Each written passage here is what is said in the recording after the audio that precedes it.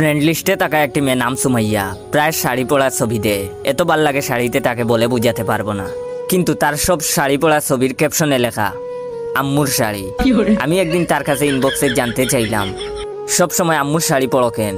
মেয়েটি উত্তর দিল, আমার কোনো শাড়ি নেই, তাই আম্মুর শাড়ি পরি। আম্মুকে শাড়ি কিনে দিতে বললে আম্মু বলে বিয়ের সময় কিনে দিবে। আমি তখন তাকে প্রশ্ন করলাম, আপনার বয়ফ্রেন্ড আপনাকে শাড়ি কিনে দেয় না? মেয়েটি তখন উত্তর দিল, আমার কোনো বয়ফ্রেন্ড নাই।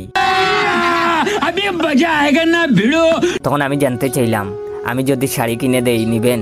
তখন মেয়েটি বলল, আমি কেন আপনার দেওয়া শাড়ি নিব, আর আপনি কেন আমাকে শাড়ি কিনে দিবেন? প্রথমে এরকম কথা বললেও পরে মেয়েটি রাজি হলো। মেয়েটি রাজি হওয়ার পর আমি পড়লাম মহা বিপদে। আমার অর্থনৈতিক অবস্থা খারাপ, নিজের খাবার টাকা থাকে না ঠিক মতো, টাকার অভাবে মাঝে মধ্যে না খেয়ে টাকা লাগে। আমি কিভাবে শাড়ি কিনে দিব? বহু কষ্টে ধার দেনা করে মেয়েটিকে একটা শাড়ি কিনে দিলাম। আজ সকালে মেয়েটি আমার দেওয়া শাড়ি পরার পর ছবি ফেসবুকে পোস্ট করে ক্যাপশনে লিখেছে আম্মুর শাড়ি। তো এখন অনেকে জানতে চাইবেন সুমাইয়া কেন আমার দেওয়া শাড়িটা আম্মুর শাড়ি বলল।